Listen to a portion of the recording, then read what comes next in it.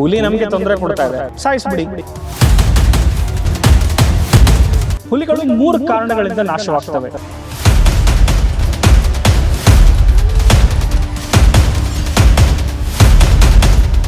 ಕಾಡಿನ ಪ್ರದೇಶ ಕಡಿಮೆ ಆಗ್ತಾ ಆಗ್ತಾ ಆಗ್ತಾ ನ್ಯಾಚುರಲಿ ಹುಲಿಗಳಿಗೆ ಬೇರೆ ಎಲ್ಲೂ ಹೋಗಕ್ಕೆ ಅವಕಾಶ ಇರೋದಿಲ್ಲ.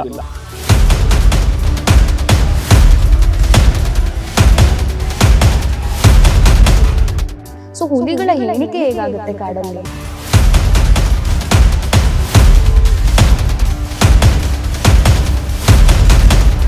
ಇವಾಗ ಪ್ರತಿ ಹುಲಿಗೆ 1 ವಾರಕ್ಕೆ 1 ಜಿಂಕೆ ಬೇಕು.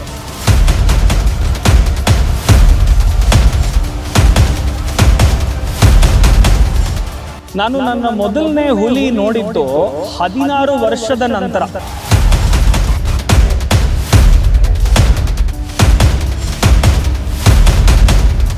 ಇವಾಗ ದರ್ಶನ್ ಅವ್ರ ಬಗ್ಗೆ ನಾವು ಮಾತಾಡಲೇಬೇಕು.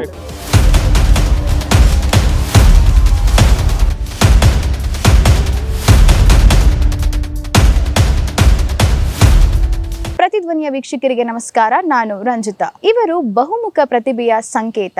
ಚಿಕ್ಕ ವಯಸ್ಸಿನಲ್ಲೇ ಅವರ ಪರಿಶ್ರಮಕ್ಕೆ ಸಿಕ್ಕಿದ್ದು ಪ್ರಾಂಶುಪಾಲರ ಹುದ್ದೆ. ಶಿಕ್ಷಣ ಕ್ಷೇತ್ರದಿಂದ ವ್ಯವಹಾರ ದಿಕ್ಕಿಗೆ ದಾಪುಗಾಲಿಟ್ಟು ಯಶಸ್ಸು ಪಡೆದವರು. ಅದಕ್ಕಾಗಿ ಅವರ ಬೆನ್ಹತ್ತಿ ಬಂದಿದ್ದು ಹಲವಾರು ಪುರಸ್ಕಾರಗಳು. ಇನ್ನು ಇವರ ಹವ್ಯಾಸದಿಂದ ರಂಗಕರ್ಮಿ, ವನ್ಯಜೀವಿ ಛಾಯಾಗ್ರಾಹಕ, ಕ್ರೀಡಾಪಟು, ಹಾಡುಗಾರರು. ಅಷ್ಟೇ ಏಕೆ, ಇವರು ವನ್ಯಜೀವಿ ಸಂರಕ್ಷಣಾ ಸಂಘ, ಕರ್ನಾಟಕ ರಾಜ್ಯ ಅರಣ್ಯ ಇಲಾಖೆ ಸ್ವಯಂ ಸೇವಕರಾಗಿ ಸೇವೆ ಸಲ್ಲಿಸುತ್ತಿದ್ದಾರೆ. ವಿಶ್ವ ಹುಲಿಯ ದಿನದ ಅಂಗವಾಗಿ ಈ ಕಾರ್ಯಕ್ರಮವನ್ನು ಆಯೋಜಿಸಲಾಗಿದೆ.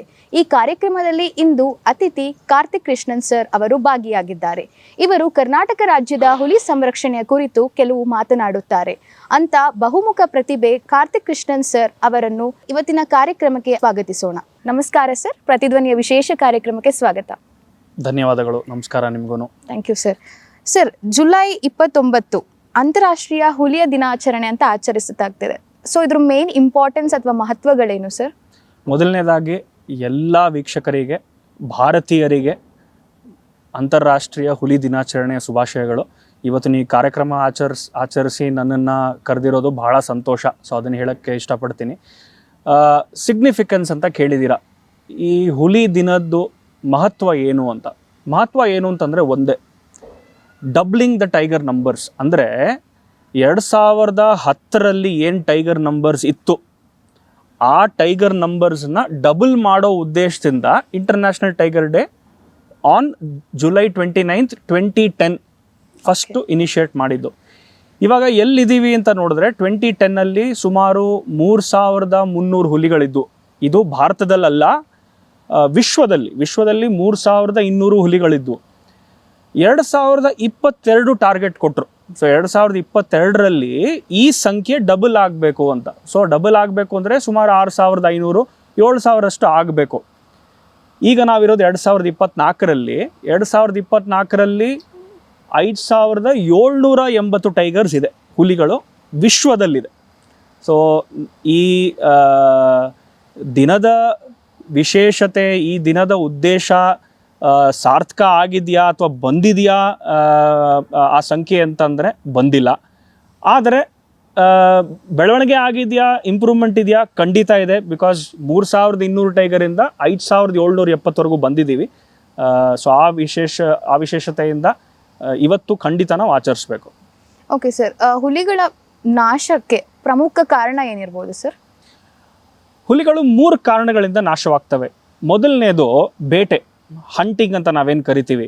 ಇದು ಯಾವಾಗ ಶುರು ಆಯಿತು ಅಂತಂದರೆ ಸುಮಾರು ಈ ಮುಘಲರು, ರಾಜ್ಪುತರು, ಈ ರಾಜರ ಆ ಕಾಲದಿಂದನೂ ಈ ಬೇಟೆ ಆಡೋದು ಅನ್ನೋದು ಒಂದು ಸ್ಪೋರ್ಟ್ ಆಗಿತ್ತು. ಸ್ಪೋರ್ಟ್ ಹಂಟಿಂಗ್ ಅಂತ ನಾವೇನು ಕರಿತೀವಿ.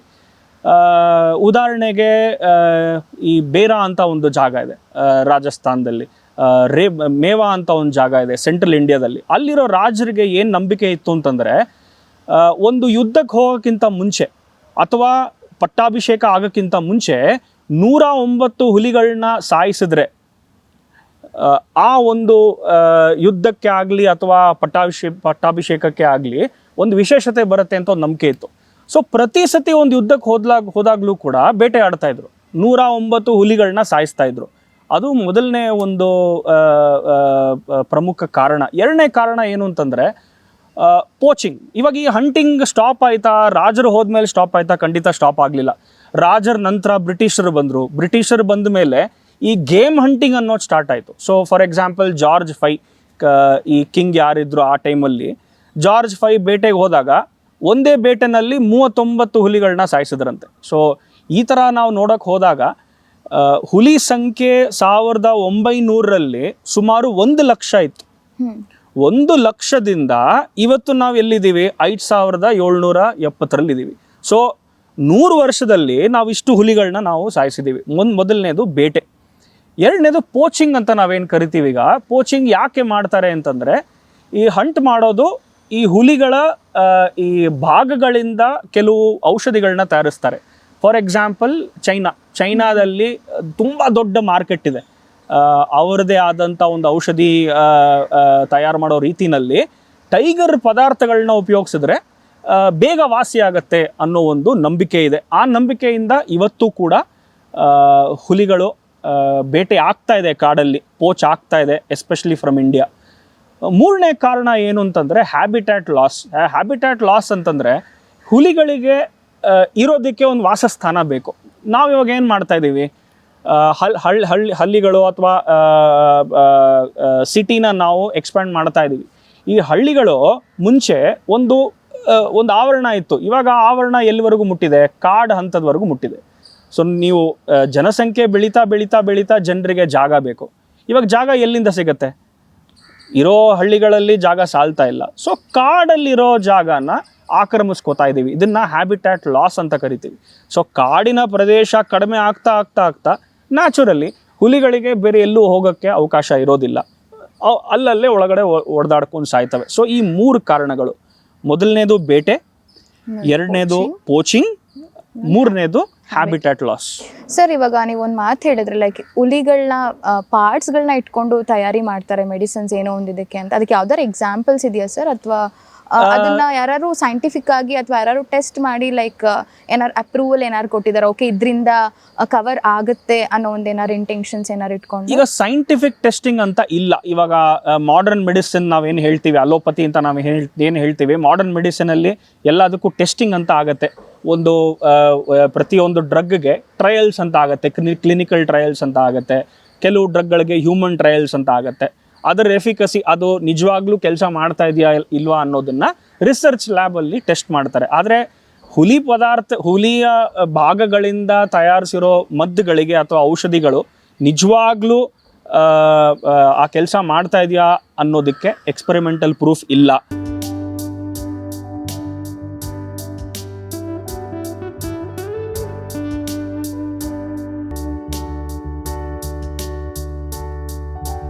ಇದೆಲ್ಲ ನಂಬಿಕೆಗಳು ಅಂತ ಹೇಳ್ಬೋದು, ಅಥವಾ ಮೂಢನಂಬಿಕೆ ಕೂಡ ಹೇಳ್ಬೋದು. ಇದೆಲ್ಲ ಸುಮಾರು ಒಂದು 2000 ವರ್ಷದಿಂದ ಅವರು ನಂಬಿಕೊಂಡಿದ್ದಾರೆ. ಈ ಚೈನಾದವರು ಅಥವಾ ವಿಯೆಟ್ನಾಂ ಅವರು, ಕಂಬೋಡಿಯಾದವರು ನಂಬಿದ್ದಾರೆ, ಓ ಇದರಿಂದ ಗುಣ ಆಗತ್ತೆ. ಫಾರ್ ಎಕ್ಸಾಂಪಲ್ ಹುಲಿಯ ಈ ಮೂಳೆಯಿಂದ ಒಂದು ಪೇಸ್ಟ್ ಮಾಡ್ತಾರೆ, ಬೋನ್ ಪೇಸ್ಟ್ ಅಂತ ಏನು ನಾವು ಕರಿತೀವಿ. ಬೋನ್ ಪೇಸ್ಟಿಂದ ಆರ್ಥ್ರೈಟಿಸ್ ಪ್ರಾಬ್ಲಮ್ ಸಾಲ್ವ್ ಆಗುತ್ತೆ ಅಂತ ಒಂದು ನಂಬಿಕೆ ಇದೆ.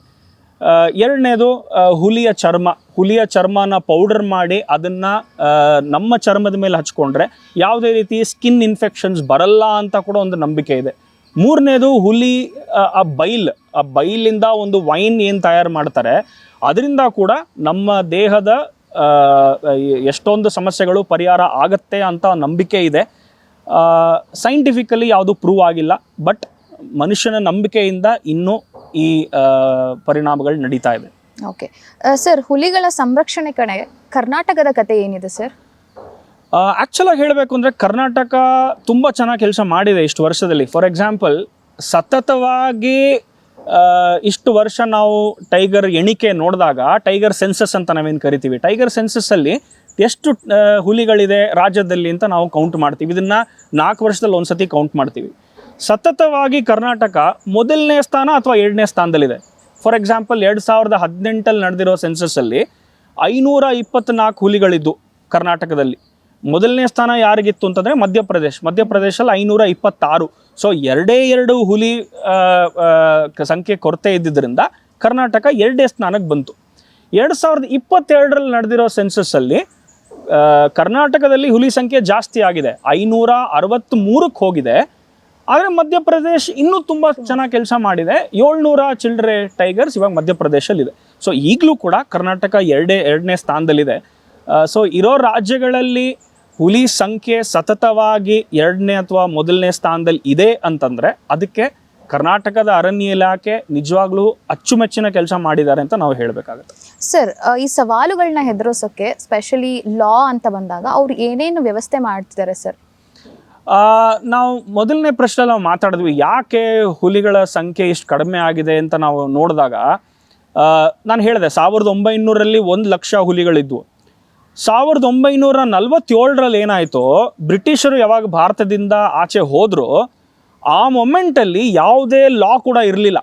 ಸೊ 1947ರಿಂದ ಹಿಡಿದು 1972ವರೆಗೂ ಯಾವುದೇ ಒಂದು ಕಾನೂನು ಇರಲಿಲ್ಲ. ಅಂದರೆ ಯಾರೇ ಕೂಡ ಕಾಡೊಳಗಡೆ ಹೋಗಿ ಯಾವುದೇ ಒಂದು ಪ್ರಾಣಿನ ಬೇಟೆಯಾಡಿ ಖುಷಿಯಾಗಿ ತೊಗೊಂಬರ್ಬೋದು, ಆ ಥರ ಒಂದು ಪರಿಸ್ಥಿತಿ ಇತ್ತು. ಆದರೆ 1970ರಲ್ಲಿ ಸುಮಾರು ಪ್ರೆಷರ್ ಬಂತು. ಈ ಎಲ್ಲೆಲ್ಲಿ ಹುಲಿಗಳಿರೋ ರಾಷ್ಟ್ರಗಳಲ್ಲಿ ಸುಮಾರು ಪ್ರೆಷರ್ ಆಯಿತು. 1972ರಲ್ಲಿ ಈ ಒಂದು ಶ್ರೇಯಸ್ ಯಾರಿಗೆ ಹೋಗುತ್ತೆ ಅಂತಂದರೆ ಶ್ರೀ ಕೈಲಾಶ್ ಶಂಕ್ಲಾ ಅಂತ ಒಬ್ಬರಿದ್ದರು. ಅವರು ಆ ಟೈಮಲ್ಲಿ ಒಬ್ಬರು ನ್ಯಾಚುರಲಿಸ್ಟ್ ಆಗಿದ್ದರು ಮತ್ತು ಒಂದು ಜೀವಶಾಸ್ತ್ರ ತಜ್ಞರಾಗಿದ್ದರು. ಅವ್ರು ಏನು ಮಾಡಿದರು, ಶ್ರೀಮತಿ ಇಂದಿರಾ ಗಾಂಧಿ ಅವರಿಗೆ ಪೀಠಿಕೆ ಹಾಕಿದ್ರು, ಇಲ್ಲ ನಾವು ಸಂರಕ್ಷಣೆ ಮಾಡಲೇಬೇಕು, ಹುಲಿಗಳ ಸಂಖ್ಯೆ ಭಾರತದಲ್ಲೇ ಜಾಸ್ತಿ ಇರೋದು ವಿಶ್ವದಲ್ಲಿ, ನಾವು ಕಳ್ಕೊಳ್ಳೋಂಗಿಲ್ಲ ಅನ್ನೋ ಒಂದು ನಿಟ್ಟಿನಲ್ಲಿ ಸಾಕಷ್ಟು ಪ್ರೆಷರ್ ಹಾಕಿದಾಗ 1972ನಲ್ಲಿ ಮೊದಲನೇ ಬಾರಿಗೆ ವೈಲ್ಡ್ ಲೈಫ್ ಪ್ರೊಟೆಕ್ಷನ್ ಆ್ಯಕ್ಟ್ ಅಂತ ಬಂತು. ಇದನ್ನು WPA ಅಂತ ಕರಿತೀವಿ. ಸೊ ಈ WPA ಬಂದ ನಂತರ ಏನಾಯಿತು ಅಂತಂದರೆ, ಈಗ 1947ಇಂದ 1972ವರೆಗೂ ಯಾರು ಬೇಕಾದರೂ ಯಾವ ಪ್ರಾಣಿನ ಬೇಕಾದರೂ ಸಾಯಿಸೋವಂಥ ಒಂದು ಪರಿಸ್ಥಿತಿ ಇತ್ತು. 1972ನಲ್ಲಿ ಏನಾಯಿತು, ಯಾವುದೇ ಪ್ರಾಣಿ ನೀವು ಕೊಂದರೆ ಅದಕ್ಕೆ ನಿಮಗೆ ಪನಿಷ್ಮೆಂಟ್ ಆಗತ್ತೆ ಅಂತ ಒಂದು ನಿರ್ಧಾರ ತಗೊಂಡ್ರು. ಒಂದು ತುಂಬ ದೃಢವಾದ ನಿರ್ಧಾರ ಶ್ರೀಮತಿ ಇಂದಿರಾ ಗಾಂಧಿ ಅವರು ತಗೊಂಡ್ರು. 1972 ಆಗಿದ ತಕ್ಷಣ 1973ನಲ್ಲಿ ಪ್ರಾಜೆಕ್ಟ್ ಟೈಗರ್ ಅಂತ ಒಂದು ಸಂಸ್ಥೆ ಸ್ಥಾಪನೆ ಆಯಿತು. ಸೊ ಪ್ರಾಜೆಕ್ಟ್ ಟೈಗರ್ಗೆ ಮೊದಲನೇ ಡೈರೆಕ್ಟರ್ ಕೂಡ ಇವರೇ ಆದರು, ಕೈಲಾಶ್ ಶಂಕ್ಲಾ ಅವರೇನೆ ಆದರು. ಸೊ ಪ್ರಾಜೆಕ್ಟ್ ಟೈಗರ್ ವತಿಯಿಂದ ಈ ಟೈಗರ್ ರಿಸರ್ವ್ಸ್ ಅಂತ ನಾವೇನು ಕರಿತೀವಿ, ಇವತ್ತು ನಾವೇನು ನಾಗರಹೊಳೆ ಹುಲಿ ಸಂರಕ್ಷಿತ ಪ್ರದೇಶ ನಾವೇನು ಹೇಳ್ತೀವಿ, ಬಂಡೀಪುರ ಹುಲಿ ಸಂರಕ್ಷಿತ ಪ್ರದೇಶ ಅಂತ ಏನು ಹೇಳ್ತೀವಿ, ಈ ಥರ ಟೈಗರ್ ರಿಸರ್ವ್ಸ್ನ ಭಾರತದಲ್ಲಿ ವಿವಿಧ ಕಡೆಯಲ್ಲಿ ಸ್ಥಾಪನೆ ಮಾಡೋಕ್ಕೆ ಶುರು ಮಾಡಿದ್ರು. ಮೊದಲನೇದು ಶುರು ಮಾಡಿದ್ದು ಜಿಮ್ ಕಾರ್ಬೆಟ್ ಟೈಗರ್ ರಿಸರ್ವ್ ಅಂತ ಉತ್ತರಾಖಂಡಲ್ಲಿ ಶುರು ಆಯಿತು. ಸೊ 1973ರಲ್ಲಿ 9 ಟೈಗರ್ ರಿಸರ್ವ್ ಸ್ಥಾಪನೆ ಆಯಿತು. ಇವತ್ತು ಆ ಸಂಖ್ಯೆ 55. ಸೊ ಇವತ್ತು 2024ರಲ್ಲಿ ನಾವು ನಾವು ಮಾತಾಡ್ತಿರ್ಬೇಕಾದ್ರೆ ಭಾರತದಲ್ಲಿ 55 ಹುಲಿ ಸಂರಕ್ಷಿತ ಪ್ರದೇಶಗಳಿವೆ. ಸೊ ಇವೆಲ್ಲ ಶ್ರೇಯಸ್ ಯಾರಿಗೆ ಹೋಗುತ್ತೆ ಅಂತಂದರೆ ಖಂಡಿತ ಮಿಸ್ಟರ್ ಕೈಲಾಶ್ ಶಂಕ್ಲಾ ಅವ್ರಿಗೆ ಹೋಗುತ್ತೆ. ಎರಡನೇದು ಪಾಲಿಸಿ ಯಾರು ದೃಢವಾಗಿ ತಂದರು, ನಮ್ಮ ಮಾಜಿ ಪ್ರಧಾನಿ ಶ್ರೀಮತಿ ಇಂದಿರಾ ಗಾಂಧಿ ಅವ್ರಿಗೆ ಹೋಗುತ್ತೆ. ಮತ್ತು ಪ್ರತಿಯೊಬ್ಬರು ಈ ಅರಣ್ಯ ಇಲಾಖೆಯಲ್ಲಿ ಫಾರೆಸ್ಟ್ ವಾಚರ್ಸ್ ಆಗ್ಬೋದು, ಗಾರ್ಡ್ಸ್ ಆಗ್ಬೋದು, ಅಥವಾ ಫಾರೆಸ್ಟ್ ಆಫೀಸರ್ಸ್ ಆಗ್ಬೋದು, PCFಗಳಾಗ್ಬೋದು, ACFಗಳಾಗ್ಬೋದು, ಇವೆಲ್ಲರೂ ಸೇರಿಕೊಂಡು ಈ ಒಂದು ವ್ಯವಸ್ಥೆನ ಇವತ್ತಿಗೆ ಇಲ್ಲಿ ತಂದಿಟ್ಟಿದ್ದಾರೆ. ಸೊ ಈ ಶ್ರೇಯಸ್ಸು ಇವರೆಲ್ಲರಿಗೂ ಸಲ್ಲತ್ತೆ. ಸರ್, ಇವಾಗ ವ್ಯವಸ್ಥೆ ಅಂತ ಹೇಳುವಾಗ ನೀವು ಹೇಳಿದ್ರಿ, ಲಾ ಬಗ್ಗೆ ಮಾತಾಡಿದ್ರಿ, ಲೈಕ್ ಓಕೆ ಪ್ರೊಟೆಕ್ಷನ್ಸ್ ಇರ್ತಾರೆ ಅಂತ. ಹಲವಾರು ಕಡೆ ನೋಡಿರ್ಬೋದು, ಸ್ಪೆಷಲಿ ನಾವು ಟ್ರೈಬಲ್ ಪ್ಲೇಸಸ್ಗಂತ ಹೋದಾಗ ಇನ್ನೂ ಬೇಟೆ ಅನ್ನೋ ಒಂದು ಕಾನ್ಸೆಪ್ಟ್ ಇದೆ ಸರ್, ಇವಾಗೂ ಸಹ ಮಾಡ್ತಿದ್ದಾರೆ.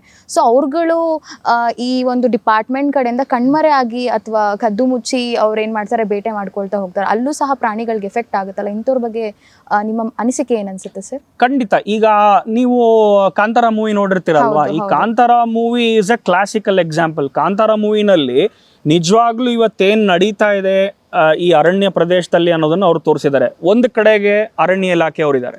ಅರಣ್ಯ ಇಲಾಖೆಯವರ ಉದ್ದೇಶ ಏನು, ಒಳಗಡೆ ಯಾರು ಕುಟುಂಬದಲ್ಲಿ ಯಾರು ಈ ಟ್ರೈಬಲ್ ಜನಾಂಗಗಳು ನಾವೇನು ಹೇಳ್ತೀವಿ, ಬುಡಕಟ್ಟು ಜನ ನಾವೇನು ಹೇಳ್ತೀವಿ, ಅಥವಾ ಸೋಲಿಗರು ನಾವೇನು ಹೇಳ್ತೀವಿ, ಅವರು ಅಲ್ಲಿ ಕಾಡು ಮಧ್ಯದಲ್ಲಿ ಇರೋದ್ರಿಂದ ಸಂರಕ್ಷಣೆಗೆ ತಡೆ ಆಗ್ತಾ ಇದೆ ಅಂತ ಅರಣ್ಯ ಇಲಾಖೆ ಒಂದು ಕಡೆಯಿಂದ ಹೇಳುತ್ತೆ. ಈ ಜನ ಏನು ಹೇಳ್ತಾರೆ, ನಾವು ಮುಂಚೆಯಿಂದನೂ ನಾವು ಇಲ್ಲೇ ಇದ್ದೀವಿ, ನಮ್ಮ ಪದ್ಧತಿಗಳು, ನಮ್ಮ ಏನೋ ವ್ಯವಹಾರಗಳು ಕಾಡಿನಲ್ಲೇ ಇದೆ, ನಾವು ಯಾಕೆ ಈ ಜಾಗ ಬಿಟ್ಟು ಹೋಗಬೇಕು. ಈ ವಾದ ವಿವಾದ ಈ ಒಂದು ಮೂವಿನಲ್ಲಿ ತುಂಬ ಚೆನ್ನಾಗಿ ತೋರಿಸಿದ್ದಾರೆ.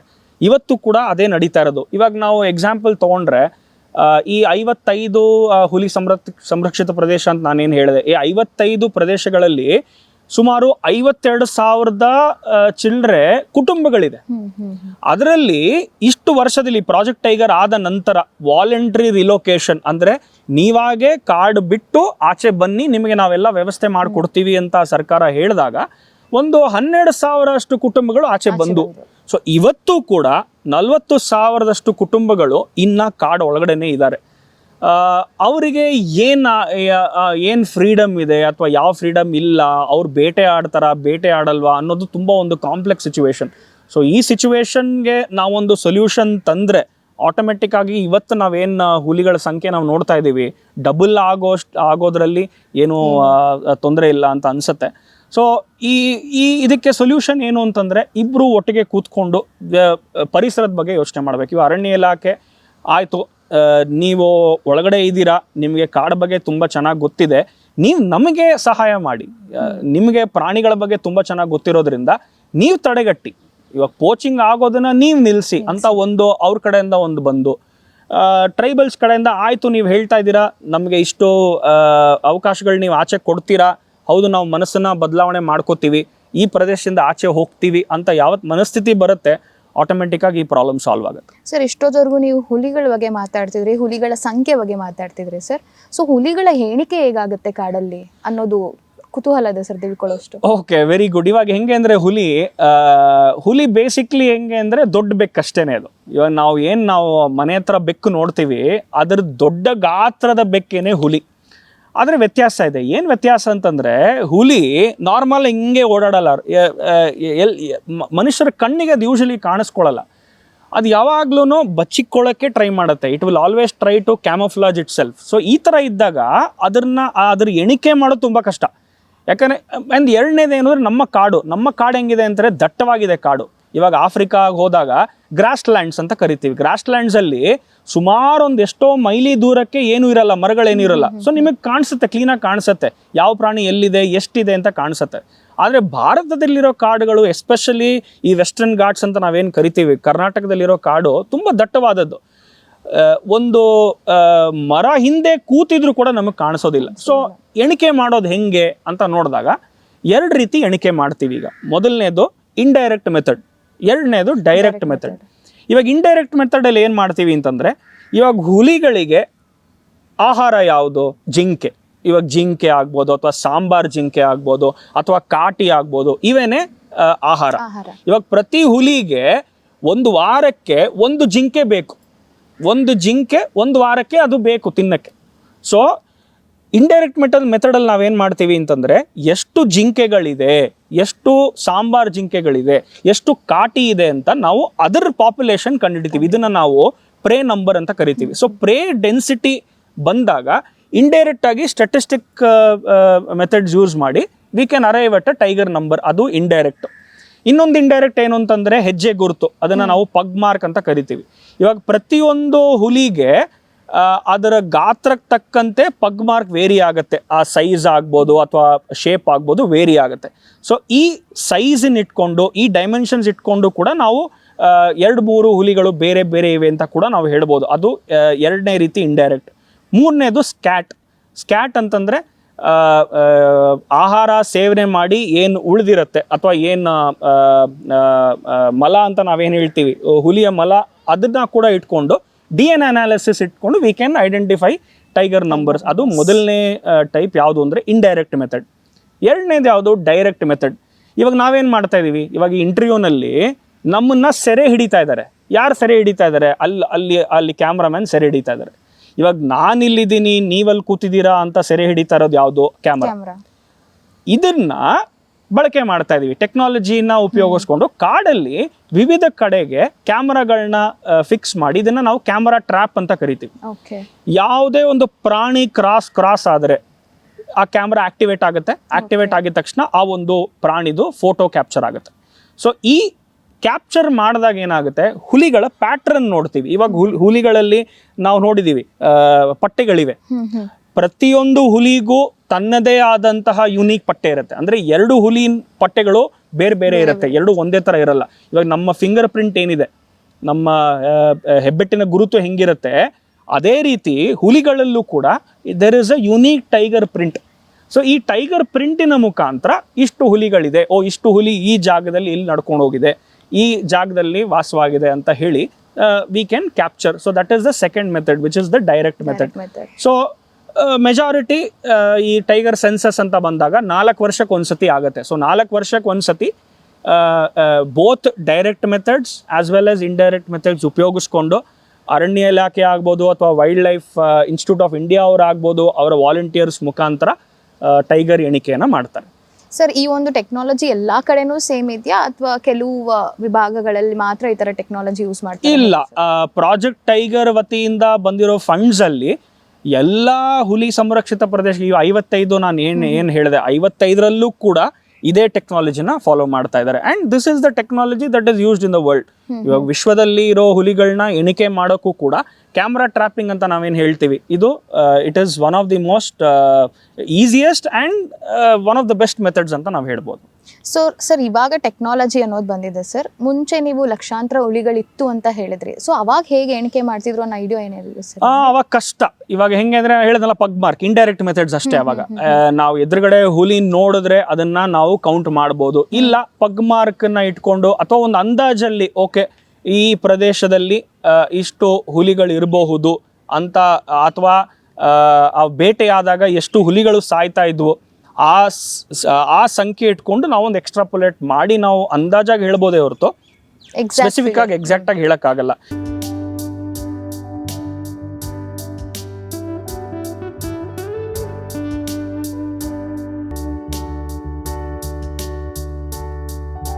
ಈಗಲೂ ಅಷ್ಟೇನೆ. ಈಗ ಭಾರತದಲ್ಲಿ ಅಥವಾ ವಿಶ್ವದಲ್ಲಿ ಇಷ್ಟು ಹುಲಿಗಳಿದೆ ಅಂತ ನಾವೇನು ಹೇಳಿದ್ವಿ, ಭಾರತದಲ್ಲಿ 3762 ಹುಲಿಗಳಿದೆ ಅಂತ ಇವತ್ತು ಹೇಳ್ತಾರೆ. ಆ ಎಕ್ಸಾಕ್ಟ್ ನಂಬರ್ ಯಾರು ಹೇಳಲ್ಲ, ರೇಂಜ್ ಹೇಳ್ತಾರೆ. Minimum number is so much, maximum number ಇಷ್ಟು, ಅದ್ರ ಆವರೇಜ್ ನಂಬರ್ ಅಂತ ಹೇಳ್ತೀವಿ ಅಷ್ಟೇ. ಸರ್, ಇವಾಗ ಕಾಡಲ್ಲಿ ಹಲವಾರು ಪ್ರಾಣಿಗಳಿದೆ. ಸ್ಪೆಷಲಿ ಎಂತಕ್ಕೆ ಹುಲಿಗಳ ಸಂರಕ್ಷಣೆಗೆ ಮಾತ್ರ ಫೋಕಸ್ ಮಾಡ್ತಿದ್ದಾರೆ ಅಂಡ್ ಅದ್ರ ಪ್ರಾಮುಖ್ಯತೆ ಏನಿರ್ಬೋದು ಸರ್? ಇದು ಹೆಂಗೆ ಅಂದರೆ, ನಾವು ಕಾಡಿಗೆ ಹೋದಾಗ ಈ ಸಫಾರಿ ಅಂತ ನಾವು ಹೋಗ್ಬೇಕಾದ್ರೆ ಯೂಶಲ್ ಆಗಿ ಈ ಸಿಟಿಯಿಂದ ಬಂದಿರೋರ್ಗೆ ಎಲ್ಲರಿಗೂ ಏನು ಬೇಕು ಅಂದರೆ ಹುಲಿ ಬೇಕಷ್ಟೆ. ಇವಾಗ ಬಸ್ ಹತ್ತಿದ ತಕ್ಷಣ, ಜೀಪ್ ಹತ್ತಿದ ತಕ್ಷಣ ಹುಲಿ ತೋರಿಸ್ತೀರಾ, ಎಲ್ಲಿದೆ ನನಗೆ ಹುಲಿ ಮಾತ್ರ ತೋರಿಸಿ. ಅಲ್ಲಿ ಸುಮಾರು ಪ್ರಾಣಿಗಳಿರುತ್ತೆ. ಆನೆಗಳು ಓಡಾಡ್ತಾ ಇರುತ್ತೆ, ಜಿಂಕೆಗಳು ಓಡಾಡ್ತಾ ಇರುತ್ತೆ, ಕಾಡು ನಾಯಿ ಓಡಾಡ್ತಾ ಇರುತ್ತೆ, ಕರಡಿ ಓಡಾಡ್ತಾ ಇರುತ್ತೆ. ಆದರೆ ಜನರಿಗೆ ಆ ಖುಷಿ ಇರಲ್ಲ. ಜನರಿಗೆ ಖುಷಿ ಬರೋದೇ ಹುಲಿಯಿಂದ.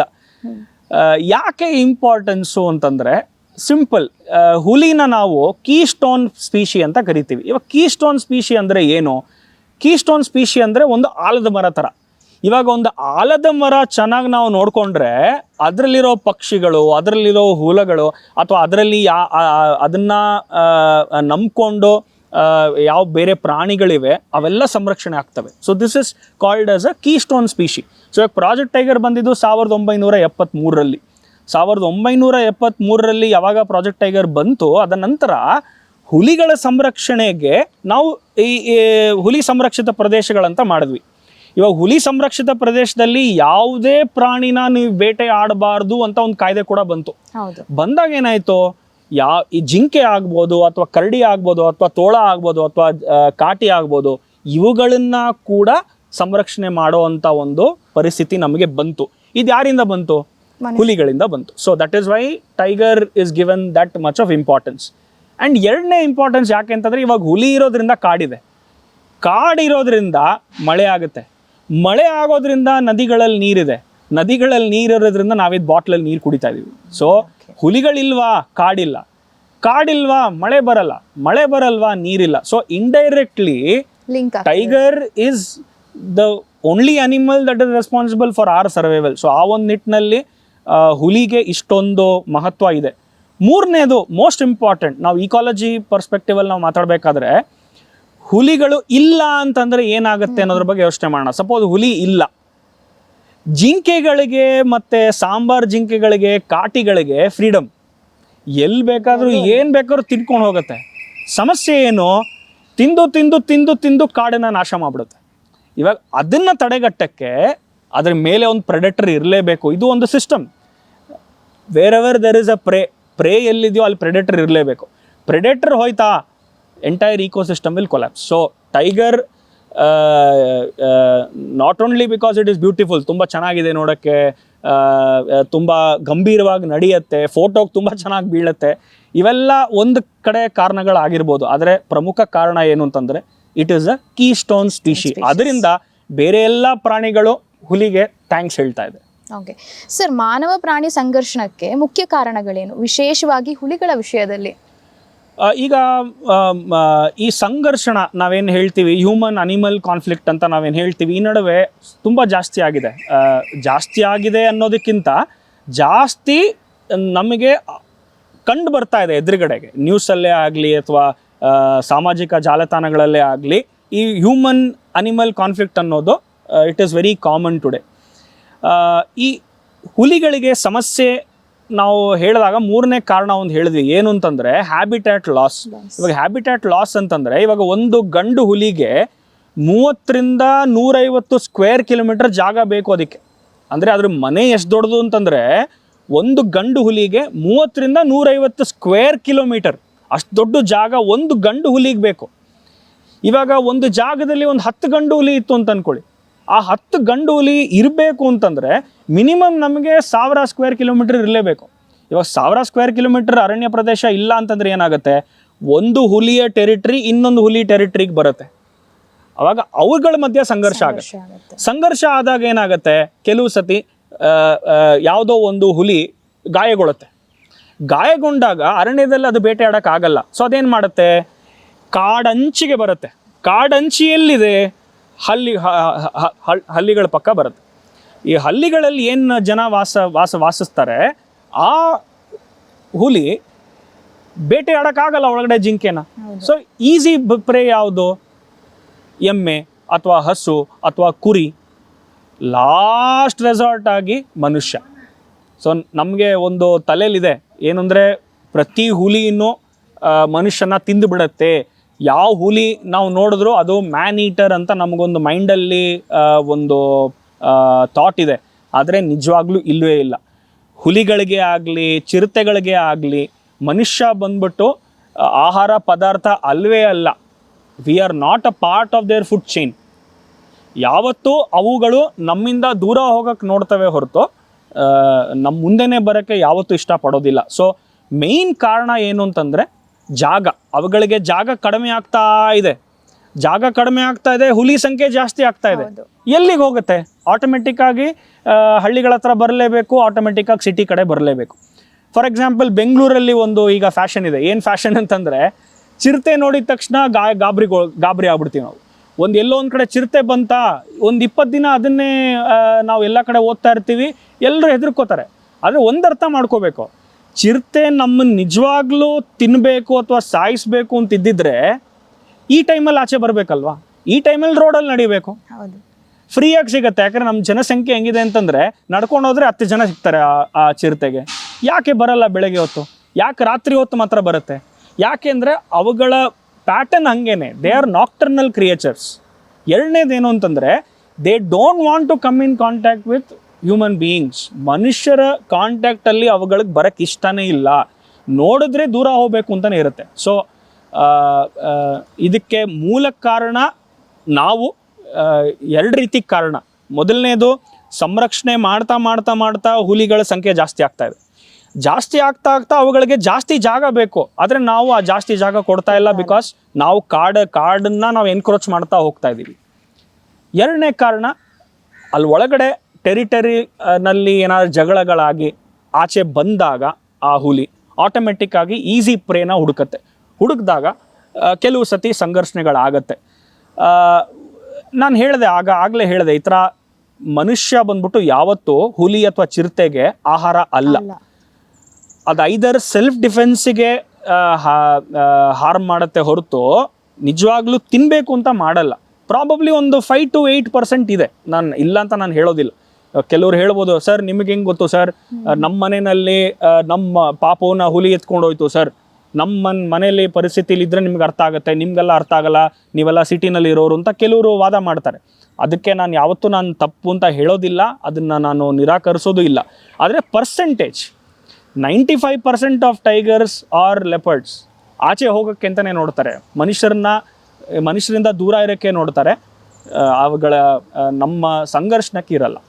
ಸರ್ ಇದನ್ನ ಹೇಗೆ ಕಮ್ಮಿ ಮಾಡ್ಬೋದು ಸರ್? ನಾರ್ಮಲಿ ನೀವು ನೋಡ್ತಿರೋ ಎಷ್ಟೋ ನ್ಯೂಸ್ಗಳಲ್ಲಿ ಲೈಕ್ ನೀವು ಹೇಳಿದ ರೀಸನ್ ನೋಡಿದ್ರೆ ಲೈಕ್ ಹೌದು, ಲೈಕ್ ಪ್ರಾಣಿಗಳಿಗೆ ಅಥವಾ ಹುಲಿಗಳಿಗೆ ಸ್ಪೇಸ್ ಕಮ್ಮಿ ಆಗ್ತಿರೋದ್ರಿಂದ ಅವರು ಹಳ್ಳಿಗಳಿಗಾಗಿರ್ಬೋದು ಅಲ್ಲಿ ಎಂಟ್ರಿ ಕೊಡ್ತಾರೆ ಅಂತ. ಸೊ ನಾರ್ಮಲ್ ಆಗಿ ಇದನ್ನು ಯಾವ ರೀತಿ ಕಮ್ಮಿ ಮಾಡ್ಬೋದು ಸರ್? ಅರಣ್ಯ ಇಲಾಖೆ ತೊಗೊಂಡಾದರೂ ಆಗಿರ್ಬೋದು, ಅಥವಾ ಬುಡಕಟ್ಟು ಜನಾಂಗದಲ್ಲಿ ತುಂಬ ವಿಶಾಲವಾದ ಜಾಗಗಳಿರುತ್ತೆ. ಸೊ ಅವ್ರುಗಳೇನಾದ್ರು ಹೊರಗಡೆ ಬಂದರೆ ಅವ್ರಿಗೇನಾದರೂ ಸೊಲ್ಯೂಷನ್ ಸಿಗುತ್ತಾ, ಅಥವಾ ಯಾವ ರೀತಿ ಕಮ್ಮಿ ಮಾಡ್ಬೋದು ಸರ್ ಇದನ್ನು? ಸಿಂಪಲ್ ಸೊಲ್ಯೂಷನ್, ಕೊಂದುಬಿಡಿ ಅಷ್ಟೇ. ನಾವು ಮಾಡ್ತಿರೋದಲ್ಲ. ಹುಲಿ ನಮಗೆ ತೊಂದರೆ ಕೊಡ್ತಾ ಇದೆ, ಸಾಯಿಸ್ಬಿಡಿ. ಆನೆ ನಮಗೆ ತೊಂದರೆ ಕೊಡ್ತಾ ಇದೆ, ಸಾಯಿಸ್ಬಿಡಿ. ಚಿರತೆಯಿಂದ ನನಗೆ ಪ್ರಾಬ್ಲಮ್ ಆಗ್ತಾಯಿದೆ, ಸಾಯಿಸ್ಬಿಡಿ. ಮನುಷ್ಯ ಮಾಡ್ತಿರೋದು ಅದೇ ಅಲ್ವಾ? ನಮಗೆ ಏನಾದರೂ ಒಂದು ಪ್ರಾಬ್ಲಮ್ ಆಗ್ತಿದೆ ಅಂತಂದರೆ ಆ ಪ್ರಾಬ್ಲಮ್ನ ಎಲಿಮಿನೇಟ್ ಮಾಡಿದ್ರೆ ಸೊಲ್ಯೂಷನ್ ಆಗೋಯ್ತಲ್ವಾ? This is the actual solution which is happening right now. ಆದರೆ ಇದು ಬಿಟ್ಟು ಕೂಡ ಸುಮಾರು ಸೊಲ್ಯೂಷನ್ಸ್ ಇದೆ. ಏನು ಸೊಲ್ಯೂಷನ್ನು? ಮೊದಲನೇದಾಗಿ ಇವಾಗ ಪ್ರತಿಯೊಂದು ಅರಣ್ಯ ಪ್ರದೇಶದಲ್ಲಿ ಕೋರ್ ಏರಿಯಾ, ಬಫರ್ ಏರಿಯಾ ಅಂತ ಇರುತ್ತೆ. ಇವಾಗ ಕೋರ್ ಏರಿಯಾ ಅಂತಂದರೆ ಆ ಜಾಗದಲ್ಲಿ ಯಾವುದೇ ರೀತಿ ಒಡನಾಟ ಇರಬಾರ್ದು ಮನುಷ್ಯರಿಗೆ. ಇವಾಗ ಫೈರ್ವುಡ್ ಕಲೆಕ್ಟ್ ಮಾಡೋದೇ ಆಗಲಿ, ಅಥವಾ ಮೆಡಿಸಿನಲ್ ಪ್ಲ್ಯಾಂಟ್ಸ್ ತೊಗೊಳ್ಳೋದೇ ಆಗಲಿ, ಯಾವುದೇ ರೀತಿ ವ್ಯವಹಾರ ಆ ಜಾಗದಲ್ಲಿ ಮಾಡಬಾರ್ದು. ಈ ಏರಿಯಾನ ನಾವು ಕೋರ್ ಝೋನ್ ಅಂತ ಕರಿತೀವಿ. ಈ ಕೋರ್ ಝೋನಲ್ಲಿ ಟೂರಿಸಮ್ ಕೂಡ ಇರಲ್ಲ. ಬಫರ್ ಝೋನ್ ಅಂತ ನಾವೇನು ಹೇಳ್ತೀವಿ, ಕಾಡು ಸುತ್ತಲೂ ಒಂದಿಷ್ಟು ಏನು ಬೌಂಡ್ರಿ ಏನಿರುತ್ತೆ ಅದನ್ನು ನಾವು ಬಫರ್ ಝೋನ್ ಅಂತ ಕರಿತೀವಿ. ಬಫರ್ ಝೋನಲ್ಲಿ ಕೆಲವು ಆ್ಯಕ್ಟಿವಿಟೀಸ್ನ ಪ್ರಾಪಗೇಟ್ ಮಾಡ್ತಾರೆ ಸರ್ಕಾರ ಅಥವಾ ಅರಣ್ಯ ಇಲಾಖೆ.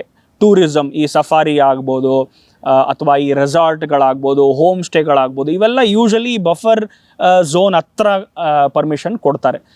ಸೊ ಮೊದಲನೇದೇನು ಅಂತಂದರೆ ಹುಲಿಗಳ ಸಂಖ್ಯೆ ಜಾಸ್ತಿ ಆಗ್ತಾ ಇದೆ. ಸೊ ಜಾಸ್ತಿ ಆಗ್ತಿರೋದಕ್ಕೆ ನಾವೇನು ಮಾಡಿಕೊಡ್ಬೇಕು, ಅವಕ್ಕೆ ನಾವು ಇನ್ನೂ ಸ್ವಲ್ಪ ಜಾಗ ಮಾಡಿಕೊಡ್ಬೇಕು. ಸೊ ಈ ಬಫರ್ ಝೋನಿನ ಏರಿಯಾ ಜಾಸ್ತಿ ಮಾಡಬೇಕು. ಇವಾಗ ಬಫರ್ ಝೋನ್ ಏರಿಯಾ ಯಾವಾಗ ಜಾಸ್ತಿ ಆಗುತ್ತೆ? ಅಲ್ಲಿರೋ ಹಳ್ಳಿಗಳಲ್ಲಿರೋ ಏನು ಕುಟುಂಬಗಳಿದ್ದಾರೆ, ಅಥವಾ ಒಳಗಡೆ ಕಾಡೊಳಗಡೆ ಇರೋ ಏನು ಕುಟುಂಬಗಳೇನಿದೆ ಅವುಗಳು they need to relocate further. ಇನ್ನೊಂದು 5 ಕಿಲೋಮೀಟರ್ ಕಾಡಿಂದ ದೂರ, ಅಥವಾ ಒಂದು 10 ಕಿಲೋಮೀಟರ್ ಕಾಡಿಂದ ದೂರ ಹೋಗಬೇಕಾಗುತ್ತೆ. ಆದಾಗ ಏನಾಗುತ್ತೆ, ಹುಲಿಗಳಿಗೆ ಆರಾಮಾಗಿ ಓಡಾಡೋಕ್ಕೆ ಜಾಗ ಸಿಗುತ್ತೆ. That is the first and foremost. ಎರಡನೇದು ನಮ್ಮ ಮನಸ್ಥಿತಿ. ಇವಾಗ ಯಾವುದೋ ಒಂದು ಕಾಡು ಪ್ರಾಣಿ ನೋಡಿದ ತಕ್ಷಣ ಸಮಸ್ಯೆ ಇದೆ, ನಾಳೆನೇ ಏನೋ ಅನಾಹುತ ಆಗುತ್ತೆ ಅಂತ ಅನ್ನೋ ಒಂದು ನಂಬಿಕೆ, ಮೈಂಡ್ಸೆಟ್ನ ನಾವು ತೆಗೆದುಬಿಡಬೇಕು, ಮನಸ್ಥಿತಿಯಿಂದ ತೆಗೆದುಬಿಡಬೇಕು. ಅವು ಯಾವುದೇ ಕಾರಣಕ್ಕೂ ನಮ್ಮನ್ನು ಅನಾವಶ್ಯಕವಾಗಿ ಬೇಟೆ ಆಡಲ್ಲ. ಸೆಲ್ಫ್ ಡಿಫೆನ್ಸಿಂದ ಮಾತ್ರ ಅವುಗಳು ನಮ್ಮನ್ನು ಹಾನಿ ಮಾಡುತ್ತೆ ಹೊರತು ಬೇರೆ ಯಾವುದೇ ಉದ್ದೇಶಕ್ಕೂ ಮಾಡೋದಿಲ್ಲ. ಸೊ ಎರಡನೇದು ಮನಸ್ಥಿತಿ. ಮೂರನೇದು ನಾವು ಆಗಲೇ ಮಾತಾಡ್ದಂಗೆ ಅರಣ್ಯ ಇಲಾಖೆ ಮತ್ತು ಈ ಸೋಲಿಗರು ನಾವೇನು ಹೇಳಿದ್ವಿ, ಅಥವಾ ಬುಡಕಟ್ಟು ಜನ ಯಾರಿದ್ದಾರೆ ಅವುಗಳ ಆ ಒಂದು ಸಂಬಂಧ ಏನಿದೆ, ಆ ಪಾಸಿಟಿವ್ ಒಂದು ರಿಲೇಷನ್ಶಿಪ್ ಬಂತು ಅಂತಂದರೆ ಆಟೋಮೆಟಿಕ್ ಆಗಿ ಈ ಸಂಖ್ಯೆಗಳು, ಈ ಸಂಘರ್ಷಣದ ಸಂಖ್ಯೆಗಳು ಕಡಿಮೆ ಆಗುತ್ತೆ.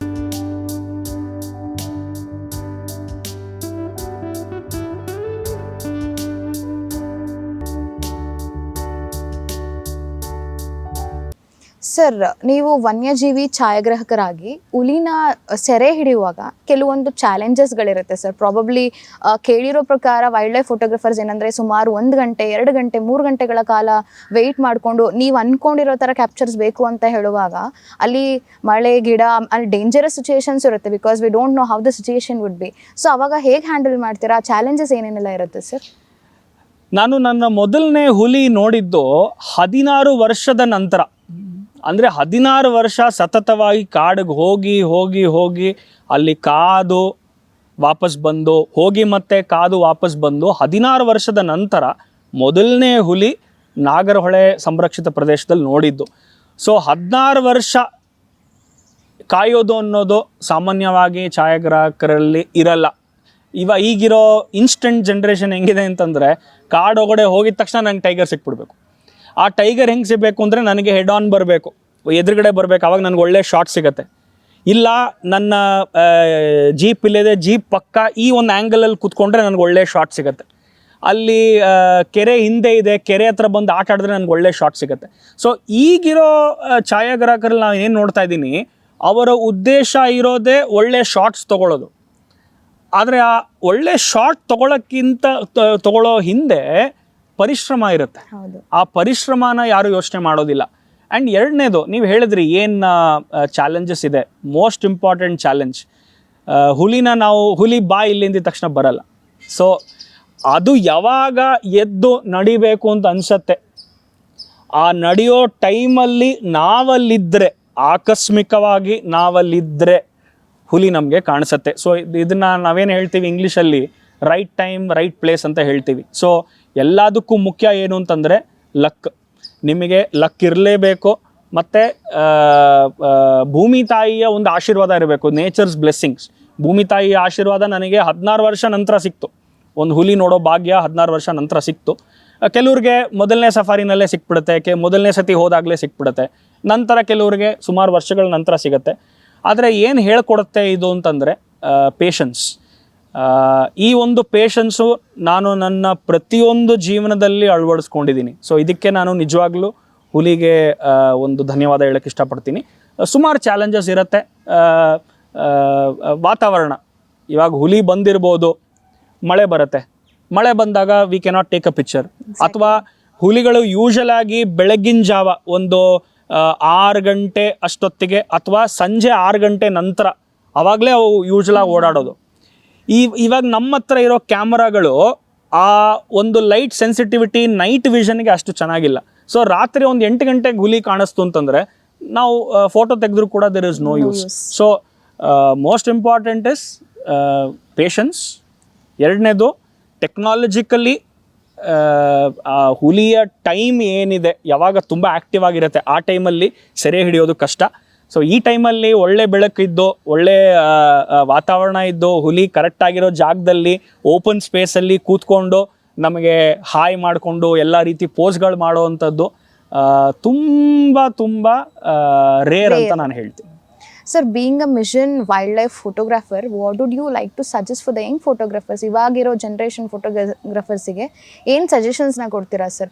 ಬಿಕಾಸ್ ಕೆಲವರು ನಾರ್ಮಲಿ ನೀವು ಇವಾಗ ಬನ್ನರ್ಘಟ್ಟ ಅಲ್ಲೆಲ್ಲ ಹೋದಾಗ ಇಟ್ಸ್ ಲೈಕ್ ಇರುತ್ತೆ, ಆಲ್ರೆಡಿ ಇರೋದನ್ನ ಕ್ಯಾಪ್ಚರ್ ಮಾಡಿ ಬರ್ತಾರೆ. ಬಟ್ ಇರೋದನ್ನ ಕ್ಯಾಪ್ಚರ್ ಮಾಡಿ ಬರೋದಕ್ಕೂ ಅಲ್ಲಿ ಹೋಗಿ ವೆಯ್ಟ್ ಮಾಡಿ ಕ್ಯಾಪ್ಚರ್ ಮಾಡೋಕ್ಕೂ ತುಂಬ ಡಿಫ್ರೆನ್ಸಸ್ ಇದೆ. ಈಗಿನ ಫೋಟೋಗ್ರಾಫರ್ಸ್ ಅವ್ರಿಗೆ ಪೇಷನ್ಸ್ ಕಮ್ಮಿ.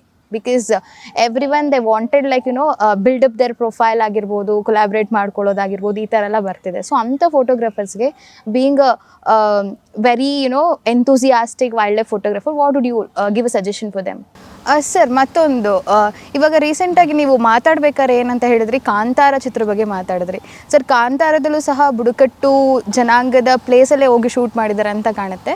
ಸೊ ಅಲ್ಲಿಂದ ಹೇಗೆ ಇನ್ಫ್ಲೂಯೆನ್ಸ್ ಆಗುತ್ತೆ ಚಿತ್ರ, ಐ ಮೀನ್ ಸ್ಪೆಷಲಿ ಮೂವೀಸ್ಗಳಿಂದ ಅವರು ಹೇಗೆ ಸಂರಕ್ಷಣೆಗೆ, I mean specially wild life ಕನ್ವರ್ಸೇಷನ್ಸ್ಗೆ ಹೆಲ್ಪ್ ಆಗುತ್ತೆ? ಹಾಗೂ ನಟ ಮತ್ತು ನಟಿಯರುಗಳು ಎಷ್ಟೋ ಜನ ಲೈಕ್ ಫೋಟೋಗ್ರಫಿಗೆ ಹೋಗ್ತಾರೆ ಅಥವಾ ಸಫಾರಿಗಳಿಗೆ ಹೋಗ್ತಾರೆ. ಸೊ ಅಲ್ಲಿಂದ ಹೇಗೆ ಇನ್ಫ್ಲೂಯೆನ್ಸ್ ಆಗುತ್ತೆ, ಅವರು ಹೇಗೆ ಪರಿಣಾಮ ಬೀರ್ತಿದ್ದಾರೆ ಸರ್ ಸಂರಕ್ಷಣೆ ಮಾಡೋದ್ರಲ್ಲಿ? ತುಂಬ ಪವರ್ಫುಲ್. ಚಲನಚಿತ್ರ ಒಂದು ತುಂಬ ಪವರ್ಫುಲ್ ಆದ ಮೀಡಿಯಮ್. ಯಾಕೆಂತಂದರೆ ಜನ ನೋಡ್ತಾರೆ. ಇವಾಗ ಈ ಕಾಂತಾರ ಬರೋಕ್ಕಿಂತ ಮುಂಚೆ ಸುಮಾರು ಚಲನಚಿತ್ರಗಳು ಕಾಡಿನ ಮೇಲಿತ್ತು. ಫಾರ್ ಎಕ್ಸಾಂಪಲ್, ನಾವು ಅಣ್ಣವ್ರದ್ದು ಗಂಧದ ಗುಡಿ ನಾವೆಲ್ಲ ಚಿಕ್ಕ ವಯಸ್ಸಲ್ಲಿ ನಾವು ನೋಡೇ ಇದ್ದೀವಿ. ಇವಾಗ ಗಂಧದ ಗುಡಿ ನೋಡಿದಾಗ ನಮಗೆ ಕಾಡಿನ ಬಗ್ಗೆ ಎಷ್ಟೊಂದು ವಿಚಾರಗಳು ನಮಗೆ ತಿಳುವಳಿಕೆ ಆಯಿತು. ಅದಾದಮೇಲೆ ಅಪ್ಪು ಅವ್ರದ್ದು ಗಂಧದ ಗುಡಿ ಪಾರ್ಟ್ 2 ಅಂತ ಬಂತು. ಪಾರ್ಟ್ 2 ಬಂದಾಗ ಕೂಡ ಸುಮಾರು ಈ ಜನ್ರೇಷನ್ ಅವರು ಆ ಒಂದು ಡಾಕ್ಯುಮೆಂಟ್ರಿ ಮೂವಿನ ನೋಡಿದ್ರು. ಅದೇ ರೀತಿ ನಟರಾಗ್ಬೋದು, ಕೆಲವರು ನಟರು. ಇವಾಗ ಅಪ್ಪು ಅವ್ರ ಬಗ್ಗೆ ಹೇಳಿದೆ ನಾನು, ಗಂಧದ ಗುಡಿ ಮಾಡಿದಾಗ ಹೆಂಗೆ ಅವರು ಕನ್ಸರ್ವೇಷನ್ಗೆ ಅವರು ಭಾಗವಹಿಸಿದ್ರು ಅಂತ. ಅದೇ ರೀತಿ ಇವಾಗ ದರ್ಶನ್ ಅವ್ರ ಬಗ್ಗೆ ನಾವು ಮಾತಾಡಲೇಬೇಕು ಈ ವಿಚಾರದಲ್ಲಿ. ಯಾಕೆ ಅಂತಂದರೆ ಅವರು without any remuneration Karnataka forest ಡಿಪಾರ್ಟ್ಮೆಂಟಿಗೆ ಒಂದು ರೋಲ್ ಮಾಡೆಲ್ ಆಗಿ ನಿಂತ್ಕೊಂಡ್ರು. He became an ambassador for the forest department. ಯಾವ ಥರ ಅಂತಂದರೆ ಅವರೇ ಛಾಯಾಗ್ರಹ ಮಾಡ್ತಾಯಿದ್ರು. ಛಾಯಾಗ್ರಹ ಮಾಡಿ ಅವ್ರದ್ದು ಎಷ್ಟೊಂದು ಫೋಟೋಗಳು ಸುಮಾರು ಜನ ಖರೀದಿ ಮಾಡಿದ್ರು. ಆ ಖರೀದಿ ಆಗಿರೋ ದುಡ್ಡಿಂದ ಸಂರಕ್ಷಣೆ ಕಡೆಗೆ ಹೋಯಿತು. ಮತ್ತು ಎರಡನೇದು, ಇವಾಗ ದರ್ಶನ್ ಕಾಡಿಗೆ ಹೋಗ್ತಾ ಇದ್ದಾರೆ, ದರ್ಶನ್ ಫೋಟೋ ಹಿಡಿತಾ ಇದ್ದಾರೆ, ದರ್ಶನ್ಗೆ ಕಾಡಿನ ಮೇಲೆ ಇಷ್ಟು ಆಸಕ್ತಿ ಇದೆ ಅಂತ ಅಂದಾಗ ಆಟೋಮೆಟಿಕ್ಕಾಗಿ ದರ್ಶನ್ ಫ್ಯಾನ್ಸ್ಗೂ ಕೂಡ ಅದು ಬರುತ್ತೆ. ಸೊ ಇದನ್ನೇ ನಾವು ಹೇಳೋದು ಇನ್ಫ್ಲೂಯೆನ್ಸ್. ಇವಾಗ ಪ್ರತಿಯೊಬ್ಬ ಮನುಷ್ಯ ಹೆಂಗೆ ಇನ್ಫ್ಲೂಯೆನ್ಸ್ ಮಾಡ್ತಾನೆ ಅಂತ ನಾವು ಹೇಳೋಕ್ಕಾಗೋದಿಲ್ಲ. ಸೊ ನಟರು ಚಲನಚಿತ್ರಗಳು ತುಂಬ ಪವರ್ಫುಲ್ ಮೀಡಿಯಮ್. ಯಾಕಂದರೆ ಕಾಮನ್ ಮ್ಯಾನಿಗೆ ಒಂದು ಎಂಟರ್ಟೈನ್ಮೆಂಟ್ ಅಂದರೆ ಏನು?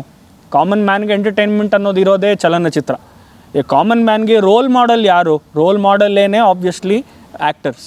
ಸೊ ಆ ವಿಧದಲ್ಲಿ ಎಸ್ಪೆಷಲಿ ಕರ್ನಾಟಕ ಚಲನಚಿತ್ರದ ಸುಮಾರು ಜನ ನಟರು, ಅಪ್ಪು ಅವರಾಗ್ಬೋದು ಅಥವಾ ದರ್ಶನ್ ಅವರಾಗ್ಬೋದು, ನಿಜವಾಗ್ಲೂ ದರ್ಶನ್ ಅವರು ಅವರ ಛಾಯಾಗ್ರಹಣ ಮೂಲಕ ಇರ್ಬೋದು ಅಥವಾ ಪ್ರಾಣಿಗಳನ್ನ ಅಡಾಪ್ಟ್ ಮಾಡ್ಕೊಳ್ಳೋ ಒಂದು ವಿಷಯದಲ್ಲಾಗಿರ್ಬೋದು, ಸುಮಾರು ಜನಕ್ಕೆ ಅವರು ಪ್ರೇರಣೆ ಕೊಟ್ಟಿದ್ದಾರೆ. ಇವಾಗ ಎಷ್ಟೊಂದು ಜನ ಅವರಿಂದ ಪ್ರೇರಣೆಯಾಗಿ ಮೈಸೂರು ಝೂ ಆಗಲಿ ಅಥವಾ ಬನ್ನರ್ಘಟ್ಟ ಝೂನಲ್ಲಿ ಎಷ್ಟೊಂದು ಪ್ರಾಣಿಗಳನ್ನ ದತ್ತು ತೊಗೊಂಡಿದ್ದಾರೆ. ಸೊ ದತ್ತು ತೊಗೊಂಡಿರೋದ್ರಿಂದ ಆ ಒಂದು ಪ್ರಾಣಿಯ ಸಂರಕ್ಷಣೆ ಆಯಿತು. ಸೊ ಚಲನಚಿತ್ರ ಆಗಲಿ ಅಥವಾ ನಟರ ಪಾತ್ರ ಅತ್ಯಮೂಲ್ಯ ಅಂತ ನಾನು ಹೇಳಕ್ಕೆ ಇಷ್ಟಪಡ್ತೀನಿ. ಸರ್, ಇವಾಗ ದತ್ತು ತೊಗೊಂಡಿರೋ ಅಮೌಂಟಲ್ಲಿ ಅದು ಲೈಕ್ ಇವಾಗ ರೀಸೆಂಟಾಗಿ ಕೇಳಿ ಬಂದಿದ್ದೀನಿ, ದರ್ಶನ್ ಅವರು ಅದನ್ನ ಅರಣ್ಯ ಇಲಾಖೆಗೆ ವಾಪಸ್ ಅಮೌಂಟ್ ಕೊಡ್ತಿದ್ದಾರೆ ಅಂತ ಕೇಳಿ ಬಂದಿತ್ತು. ಸೊ ಈ ವಿಷಯದಲ್ಲಿ ಯಾವ ರೀತಿ ಅಮೌಂಟ್ನ ಕಲೆಕ್ಟ್ ಮಾಡಿಬಿಟ್ಟು ಅವರು ಕನ್ಸರ್ವೇಷನ್ ಏನಾರು ಮಾಡ್ಬೋದು ಅನ್ನೋ ಐಡಿಯಾ ಏನಾರು ಇದೆ? ಇವಾಗ ಹೆಂಗೆ ಅಂತಂದರೆ, ಎಸ್ಪೆಷಲಿ ಇದು ಮೃಗಾಲಯಗಳಿಗೆ ಸಂಬಂಧಪಟ್ಟಿದ್ದೀವಿ. ಮೃಗಾಲಯಗಳಲ್ಲಿ ಸುಮಾರು ಪ್ರಾಣಿಗಳಿರುತ್ತವೆ. ನಿಮಗೆ ರೆಪ್ಟೈಲ್ಸ್ ಇರ್ಬೋದು, ಹಾವು ಇರ್ಬೋದು, ಅಥವಾ ಬರ್ಡ್ಸ್ ಇರ್ಬೋದು, ಅಥವಾ ಮ್ಯಾಮಲ್ಸ್ ಇರ್ಬೋದು, ಸುಮಾರು ಥರ ಪ್ರಾಣಿಗಳು ನಿಮಗೆ ಮೃಗಾಲಯಗಳಲ್ಲಿ ಸಿಗುತ್ತೆ. ಅವನ್ನು ಮೇಂಟೈನ್ ಮಾಡೋದಕ್ಕೆ ಫಂಡ್ಸ್ ಬೇಕು. ಆ ಫಂಡ್ಸು ಎಲ್ಲಿಂದ ಬರುತ್ತೆ? ಮೊದಲನೇದು ಸರ್ಕಾರದಿಂದ ಬರುತ್ತೆ, ಎರಡನೇದು ಅಲ್ಲಿ ಹೋಗೋ ವಿಸಿಟರ್ಸಿಂದ ಬರುತ್ತೆ, ಮೂರನೇದು ಕೆಲವರು ದತ್ತು ತೊಗೊಂಡ್ರೆ ಆ ಒಂದು ಪ್ರಾಣಿಗೆ ಇಡೀ ತಿಂಗಳಿಗೆ ಈ ಅನ್ನದಾನ ನಾವೇನು ಹೇಳ್ತೀವಿ, ನಾವು ದೇವಸ್ಥಾನಗಳಲ್ಲಿ ಹೋಗಿ ನಾವು ಅನ್ನದಾನಕ್ಕೆ ನಾವು ದುಡ್ಡು ಕೊಡ್ತೀವಲ್ಲ, ಅದೇ ಥರ ಇಲ್ಲಿ ಈ ಪ್ರಾಣಿಗಳ ಅನ್ನದಾನಕ್ಕೆ ನಾವು we can adopt animals. So ಈ ಝೂ ವೆಬ್ಸೈಟಿಗೆ ಹೋದರೆ ಅಥವಾ ಬನ್ನರ್ಘಟ್ಟ ವೆಬ್ಸೈಟಿಗೆ ಹೋದರೆ ಅಥವಾ Mysuru zoo, Chamarajanagar zoo, Chamaraja Wadiyar zoo ಅವ್ರದ್ದು ವೆಬ್ಸೈಟಿಗೆ ಹೋದರೆ ಅಲ್ಲಿರುತ್ತೆ, ಲಿಸ್ಟ್ ಇರುತ್ತೆ. ಯಾವ ಪ್ರಾಣಿ ನೀವು ಅಡಾಪ್ಟ್ ಮಾಡ್ಕೋಬೋದು, ಎಷ್ಟು ವರ್ಷ ನೀವು ಅಡಾಪ್ಟ್ ಮಾಡ್ಕೋಬೋದು, ಅಡಾಪ್ಟ್ ಮಾಡ್ಕೊಳ್ಳೋದಕ್ಕೆ ಎಷ್ಟು ಫೀಸ್ ಇದೆ, ಇವೆಲ್ಲ ಕ್ಲಿಯರಾಗಿ ಡೀಟೇಲಾಗಿ ಮೆನ್ಷನ್ ಆಗಿರುತ್ತೆ. ಸೊ ಯಾರಾದೊಬ್ಬರು ಆ ಕೆಲಸನ ಸ್ಟಾರ್ಟ್ ಮಾಡಬೇಕು. ಸೊ ಫಿಲಿಮ್ ಸ್ಟಾರ್ಸ್, ಚಲನಚಿತ್ರ ನಟರು ಆ ಒಂದು ಕೆಲಸ ಮಾಡಿದ್ರೆ ಆಟೋಮೆಟಿಕ್ಕಾಗಿ ಸಾಮಾನ್ಯ ಜನ ಆ ಒಂದು ಕೆಲಸ ಮಾಡೋದಕ್ಕೆ ಪ್ರೇರಣೆ ಆಗುತ್ತೆ ಅಂತ ಇನ್ಸ್ಪೈರ್ ಆಗಿ ಅವರು ಸಹ. ಅದು ಪ್ರಾಬಬ್ಲಿ ಆಗಿತ್ತು ಅನ್ಸುತ್ತೆ ಸರ್. ರೀಸೆಂಟ್ಲಿ ಅವರು ಒಂದು ಪೋಸ್ಟ್ ಹಾಕಿದ್ರು, ಲೈಕ್ ನಿಮ್ಗೆ ಏನಾದರೂ ಕೊಡುಗೆ ಕೊಡಬೇಕು ಅಂತ ಹೇಳಿದ್ರೆ ಲೈಕ್ ನೀವು ಅಡಾಪ್ಟ್ ಮಾಡ್ಕೊಳ್ಳಿ ಅಂತ ಹೇಳಿ. ಅದನ್ನ ಇನ್ಸ್ಪೈರ್ ಆಗಿ ಸುಮಾರು ಜನ ಸಹ ಅಡಾಪ್ಟ್ ಮಾಡ್ಕೊಂಡಿರೋ ರೀತಿನೂ ಇದೆ ಅಲ್ವಾ? ಎಸ್, ಹೌದು. ಮೋಸ್ಟ್ ಇಂಪಾರ್ಟೆಂಟ್ ನಾನು ಏನು ಹೇಳಕ್ಕೆ ಇಷ್ಟಪಡ್ತೀನಿ ಅಂತಂದರೆ, ನಿಮ್ಮ ಉದ್ದೇಶ ಏನು? ಇವಾಗ ಛಾಯಾಗ್ರಹ ಮಾಡೋ ನಿಮ್ಮ ಉದ್ದೇಶ ಏನು? ಉದ್ದೇಶ ಇನ್ಸ್ಟಾಗ್ರಾಮಲ್ಲಿ ಹಾಕಿ ನನಗೆ ಇಷ್ಟು ಲೈಕ್ಸ್ ಬರಬೇಕು ಅಥವಾ ಇಷ್ಟು ಶೇರ್ಸ್ ಆಗಬೇಕು, ಇಷ್ಟು ಸಬ್ಸ್ಕ್ರಿಪ್ಷನ್ಸ್ ಆಗಬೇಕು, ಇಷ್ಟು ಜನ ನನ್ನನ್ನು ಫಾಲೋ ಮಾಡಬೇಕು, ಅದು ನಿಮ್ಮ ಉದ್ದೇಶನ? ಅಥವಾ ನಿಜವಾಗ್ಲೂ ಹುಲಿಯ ಸಂರಕ್ಷಣೆ ಮಾಡೋದು ನನ್ನ ಕರ್ತವ್ಯ ಅನ್ನೋದು ಉದ್ದೇಶ ಅನ್ನೋದ್ರ ಬಗ್ಗೆ ಎಲ್ಲ ಛಾಯಾಗ್ರಾಹಕರು ಯೋಚನೆ ಮಾಡಬೇಕು. ಆ ಒಂದು ನಿಟ್ಟಿನಲ್ಲಿ ನಾನು ಏನು ಹೇಳೋಕ್ಕೆ ಇಷ್ಟಪಡ್ತೀನಿ ಅಂತಂದರೆ, ಕ್ಯಾಮ್ರಾ ಏನು ಕ್ಯಾಮ್ರಾ ಬೇಸಿಕ್ಲಿ ಕಣ್ಣು. ಇವಾಗ ನಾವು ನಾರ್ಮಲಾಗಿ ನಾವು ನೋಡಿದಾಗ, ನಮ್ಮ ಕಣ್ಣಿಂದ ನೋಡಿದಾಗ ನಾವೇನು ದೃಶ್ಯ ನೋಡ್ತೀವಿ, ಆ ದೃಶ್ಯನ ನಮ್ಮ ಮೆಮೊರಿಲಿ ಮಾತ್ರ ಅದಿರುತ್ತೆ.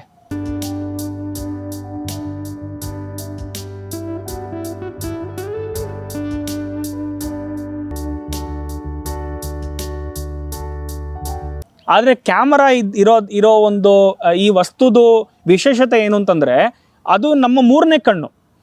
ನಾವೇನು ನೋಡ್ತಾ ಇದ್ದೀವಿ ಅದನ್ನು ಇದು ಸೆರೆ ಹಿಡಿದು ನಮ್ಮ ಮೆಮೊರಿಗೆ ಮಾತ್ರ ಅಲ್ಲ, ಬೇರೆ ಎಲ್ಲರ ಮೆಮೊರಿಗೂ ಕೂಡ ಇದನ್ನು ನಾವು ಶೇರ್ ಮಾಡ್ಬೋದು.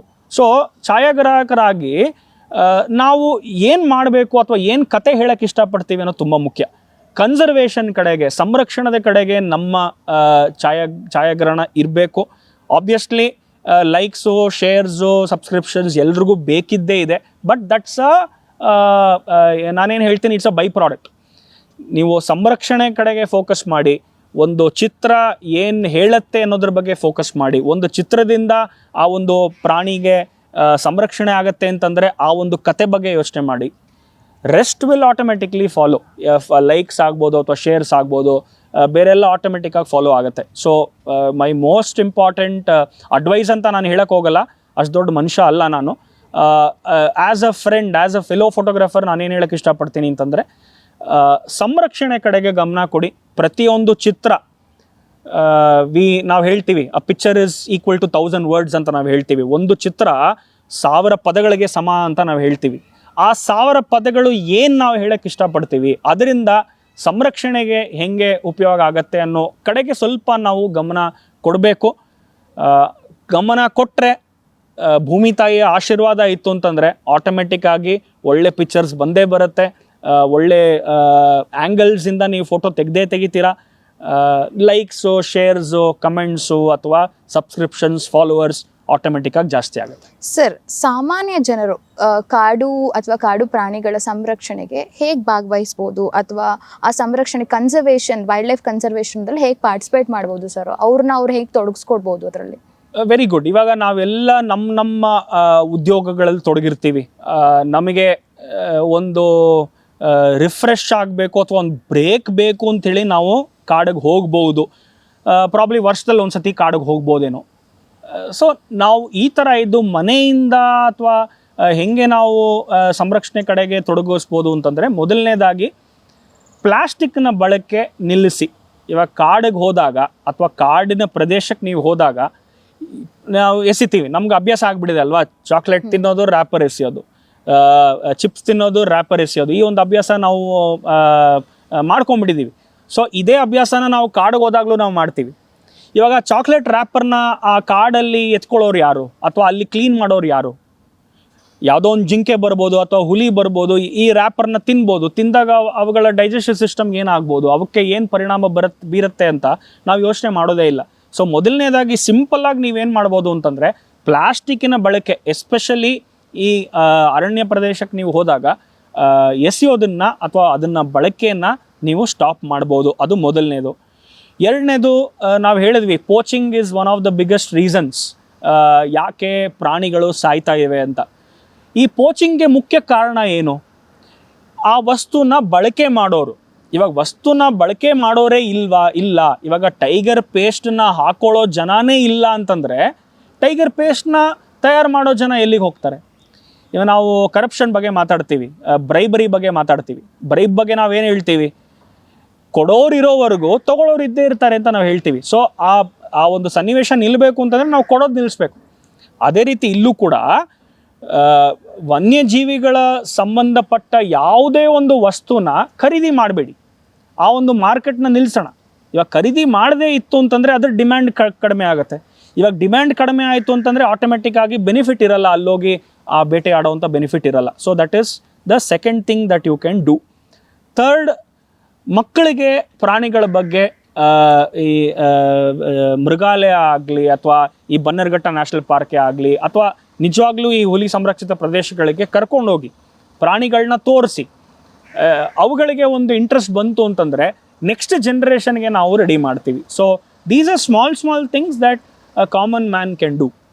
ಸರ್, ಇಷ್ಟೊತ್ತವರೆಗೂ ಸಂರಕ್ಷಣೆಯ ಬಗ್ಗೆ ಮಾತಾಡ್ತಿದ್ರಿ ಅಥವಾ ಕೌಂಟಿಂಗ್ಸ್ ಆಫ್ ಟೈಗರ್ಸ್ ಬಗ್ಗೆ ಮಾತಾಡ್ತಿದ್ರಿ, ಹಾಗೂ ಲೈಕ್ ಫೋಟೋಗ್ರಫಿ ಹೇಗೆ ಕ್ಯಾಪ್ಚರ್ ಮಾಡಬೇಕು ಅಂತ ಮಾತಾಡ್ತಿದ್ರಿ. ಸೊ ಕೊನೆಯದಾಗಿ ಏನು ಹೇಳಕ್ಕೆ ಇಷ್ಟಪಡ್ತೀರಾ ಸರ್, ಸ್ಪೆಷಲಿ ಸಮಾಜಕ್ಕೆ? ಕೊನೆಯದಾಗಿ ನಾನು ಏನು ಹೇಳಕ್ಕೆ ಇಷ್ಟಪಡ್ತೀನಿ ಅಂತಂದರೆ, ನಮ್ಮಲ್ಲಿ ಒಂದು ಥಾಟ್ ಪ್ರೋಸೆಸ್ ಇದೆ. ಏನು ಅಂತಂದರೆ, ಸೇವ್ ನೇಚರ್, ಪರಿಸರವನ್ನು ಉಳಿಸಿ ಅಂತ ನಾವು ಹೇಳ್ತೀವಿ. ಆದರೆ ಅದರಷ್ಟು ತಪ್ಪು ಕಲ್ಪನೆ ಯಾವುದೂ ಇಲ್ಲ. ಸರ್, ಏನು ಸರ್ ಹಿಂಗೆ ಹೇಳ್ತಿದ್ದೀರಾ ಅಂತಂದರೆ, ಪರಿಸರನ ಸಂರಕ್ಷಣೆ ಮಾಡೋಷ್ಟು ದೊಡ್ಡವ್ರು ನಾವಲ್ಲ. ಪರಿಸರ ತನ್ನನ್ನು ಹೆಂಗೆ ಸಂರಕ್ಷಣೆ ಮಾಡ್ಕೋಬೇಕು ಚೆನ್ನಾಗಿ ಗೊತ್ತಿದೆ. It is not save nature, it is save our selves from nature.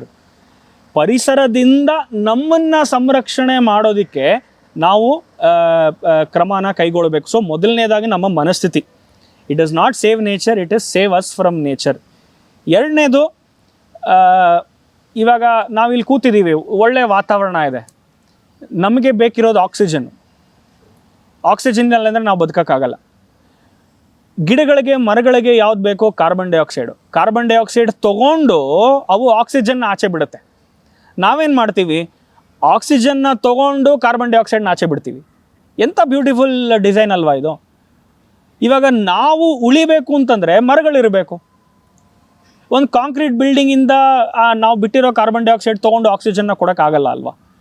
So ಆದಷ್ಟು ಮರಗಳನ್ನ ಅಥವಾ ಗಿಡಗಳನ್ನ ಕಡಿಯೋದನ್ನು ನಾವು ನಿಲ್ಲಿಸ್ಬೇಕು.